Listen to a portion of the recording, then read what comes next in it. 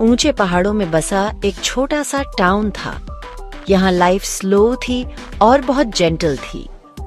पास में एक साफ नदी बहती थी। उसका गाना एक कांस्टेंट कंफर्ट था। एक पुराना स्टोन ब्रिज इस नदी के ऊपर था जो टाउन के दो शांत हिस्सों को कनेक्ट करता था। ब्रिज ने कई सीजन्स देखे थे। उसके पुराने पत्थरों में कई अनटोल्ड स्टोरीज छुपी थीं। कुछ लोगों के लिए वो क्वाइट वेटिंग की जगह थी, दूसरों के लिए वो साइलेंट एंड्यूरिंग होप की जगह थी। इस सीरीन टाउन में एक यंग वुमन रहती थी। उसका नाम एनवी था, सुबह की धुंध जैसा सॉफ्ट नाम। हर एक दिन एनवी उस पुराने ब्रिज पर जाती थी। वो वहां घंटों खड़ी रहती, अपने थॉट्स में खोई हुई। चाहे धूप हो या हल्की बारिश, वो वहीं होती थी। टाउन के लोग उसकी स्टोरी जानते थे या उसके कुछ हिस्से। वो उसे काइंड अंडरस्टैंडिंग आंखों से देखते थे। उसके दिल में एक प्रीशियस सीक्रेट प्रॉमिस था जिसे वो बहुत चेरिश करती थी।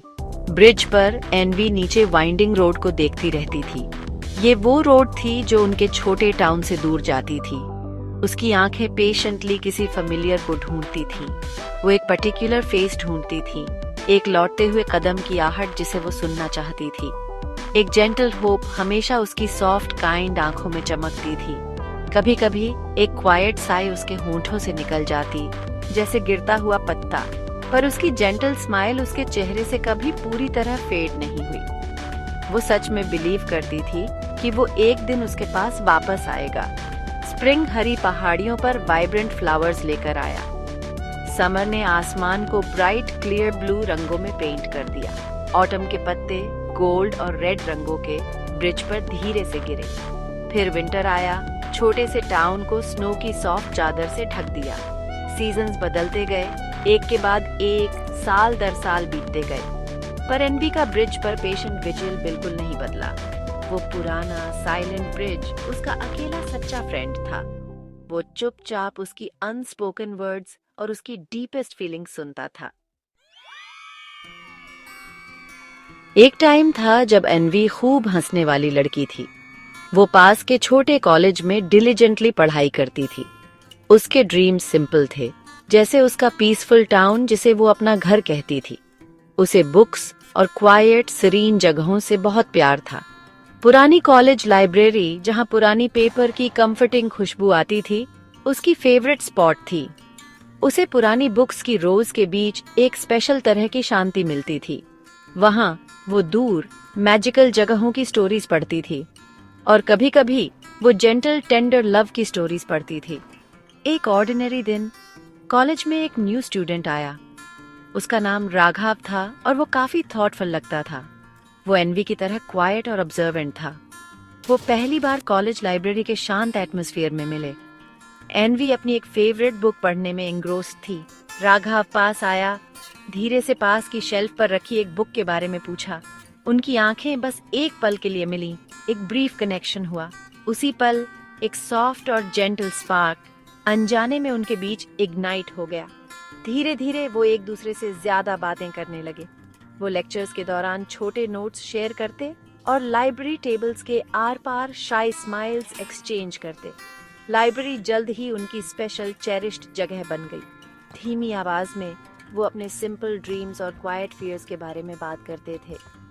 राघव अनवी के जेंटल क्वाइट दिल को ऐसे समझता था जैसे कोई और नहीं। बदले में अनवी ने राघव की सिंसियर आंखों में एक गहरी काइंडनेस देखी। उनकी फ्रेंडशिप धीरे धीरे बढ़ी, डीप और ट्रू बन गई। एक साइलेंट अनस्पोकन बॉन्ड उनके बीच केयरफुली बन गया। जल्द ही उनकी वार्म फ्रेंडशिप एक टेंडर लव में बदल गई। ये प्यार पहाड़ की ताजी हवा जितना प्यूर और फ्रेश था। उनके बीच कभी कोई बड़े जोरदार वर्ड्स नहीं कहे गए। उनके दिल बस एक दूसरे को अपनी ही लैंग्वेज में समझते थे। वो अक्सर धीरे बहती नदी के किनारे साथ चलते थे। वो कभी कभी पुराने स्टोन ब्रिज पर बैठते, पानी को देखते हुए। वो उसका हाथ जेंटली पकड़ता, एक कंफर्टिंग प्रेजेंस। उनका शेयर्ड फ्यूचर तब वंडरफुली ब्राइट और बहुत हैप्पी लगता था। लेकिन हैप्पी कॉलेज डेज बहुत जल्द खत्म हो गए। राघव, जो थॉटफुल और एम्बिशियस था, उनके फ्यूचर के लिए बड़े ड्रीम्स देखता था। वो दोनों के लिए एक अच्छी, कंफर्टेबल लाइफ बनाना चाहता था। फिर एक अनएक्सपेक्टेड जॉब ऑफर आया, बसलिंग बिग सिटी से। सिटी बहुत दूर थी, उनके क्वाइट टाउन से एक डिफरेंट वर्ल्ड। वो भारी मन से जानता था कि उसे जाना होगा। उसने केयरफुली एनवी को अपने प्लान्स और अपॉर्चुनिटी के बारे में बताया। उसका दिल थोड़ा भारी हो गया। सैडनेस की एक छाया उसे छू गई। वो फेमिलियर पुराने ब्रिज पर आखिरी बार साथ खड़े थे। सूरज दूर साइलेंट पहाड़ियों के पीछे धीरे धीरे डूब रहा था। राघव ने अन्वी के हाथ कसकर पकड़े। उसकी नजरें अर्नेस्ट थीं। मैं तुम्हारे लिए वापस आऊंगा अन्वी, उसने प्रॉमिस किया। उसकी आवाज सॉफ्ट पर फर्म थी। यहाँ मेरा वेट करना, आई प्रॉमिस, मैं तुम्हारे पास लौट आऊंगा। अन्वी की जेंटल आंखों में आंसू भर आए। उसकी विजन धुंधली हो गई, पर उसने ब्रेवली सिर हिलाया, उसके हर वर्ड पर बिलीव करते हुए। उसके जाने के डीप सैडनेस के साथ होप भी टेंडरली मिल गई। राघव अगली ही सुबह सिटी के लिए निकल गया और इस तरह एनवी का लंबा पेशेंट वेट शुरू हुआ। पहले तो दूर सिटी से रेगुलरली लेटर्स आते थे। वो राघव के एंड्यूरिंग लव और उसके रिपीटेड प्रॉमिसेस से भरे होते थे। एनवी हर लेटर को बार बार पढ़ती, उसके वर्ड्स को चेरिश करती। वो अपने जेंटल वर्ड्स में रिप्लाई करती, अपने अनवेवरिंग अफेक्शन से भरे हुए। वो हर एक दिन बिना फेल हुए पुराने ब्रिज पर जाती थी।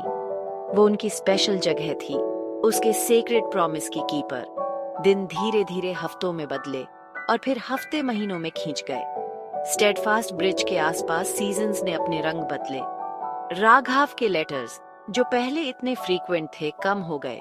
फिर एक दिन वो आने बिल्कुल बंद हो गए। एनवी का दिल एक डीप अनस्पोकन वरी से दुखने लगा, पर उसका उस पर, उसके प्रॉमिस पर फेथ डगमगाया नहीं। उसे उसकी अर्नेस्ट आंखें, उसकी सिंसियर आवाज विविडली याद थी। उसने उसके प्रॉमिस को कसकर पकड़ रखा था, अपनी क्वाइट वर्ल्ड में एक लाइफलाइन की तरह। कई लंबे साल ब्रिज के नीचे बहते पानी की तरह गुजर गए। छोटे हिल टाउन ने कई क्वाइट चेंजेस देखे। नदी किनारे खेलने वाले छोटे बच्चे अडल्ट्स बन गए। बूढ़े लोग अपनी स्टोरी सुनाकर नींद में पीसफुली गुजर गए। पर एनवी अब भी हर दिन ब्रिज पर जाती थी। उसके काले बालों में अब ग्रे रंग की सॉफ्ट लटें आ गई थीं। उसके कभी यूथफुल चेहरे पर लंबे इंतजार की जेंटल लाइंस दिखने लगी थीं। फिर भी उसकी काइंड आंखों में अनवेवरिंग होप पहले की तरह ही ब्राइट थी। टाउन के लोग अक्सर एनवी के बारे में दबी, रिस्पेक्टफुल आवाज में बात करते थे। कुछ लोग हल्के सैडनेस के साथ कहते, पुअर एनवी अब भी उसका इंतजार कर रही है। दूसरे एडमिरेशन से फुसफुसाते, कितना डीप अनवेवरिंग प्यार है उसका। वो धीरे धीरे टाउन की लिविंग स्टोरीज का हिस्सा बन गई। उसे अनएंडिंग फेथफुलनेस का सिंबल, एक क्वाइट लेजेंड माना जाने लगा। छोटे बच्चे उसे ब्रिज पर खड़े देखते, एक अकेली फिगर। वो अक्सर अपनी माँ से उस लेडी के बारे में पूछते जो इतने पेशेंटली इंतजार करती थी। उसकी स्टोरी पहाड़ों का एक सैड पर ब्यूटीफुल गाना थी। एनवी ज्यादातर अपनी ही दुनिया में रहती थी, प्रेशियस मेमोरीज से भरी दुनिया। उसे राघव की वार्म हंसी याद थी जो म्यूजिक की तरह गूंजती थी। उसे पीसफुल कॉलेज लाइब्रेरी में उनकी क्वाइट बातें याद थी। उसका प्रॉमिस, मैं लौट आऊंगा, उसके दिल के कमरों में लगातार गूंजता रहता था। पुराना स्टोन ब्रिज उसका सच्चा सैंक्चुरी था, उसका साइलेंट कॉन्फिडेंस। उसमें अब भी उनके यंग इनोसेंट प्यार की हल्की मीठी खुशबू थी। हर पत्थर, हर वेदर्ड रेलिंग जैसे उसका डीप पेन जानती थी, और वो उसकी अनडाइंग एवर पेशेंट होप को भी जानती थी। राघव कभी उस छोटे हिल टाउन में वापस नहीं लौटा। किसी को कभी पता नहीं चला कि उस बड़े दूर सिटी में उसके साथ क्या हुआ। एनवी की लव स्टोरी दुनिया की नज़रों में इनकम्प्लीट हो गई, और उसका प्यार खुद में बोल और प्रोफाउंड टाइम से अनटच्ड। पुराना ब्रिज आज भी वहीं खड़ा है, एक स्टेडफास्ट विटनेस। ऐसा लगता है जैसे वो गुजरती हवा को एनवी की स्टोरी धीरे से सुना। ये एक ऐसे प्यार की कहानी है जिसमें सीजन्स भर पेशेंटली इंतजार किया। एक ऐसा प्यार जो अनफिनिश्ड होते हुए भी कभी सच में भुलाया नहीं जा सकता।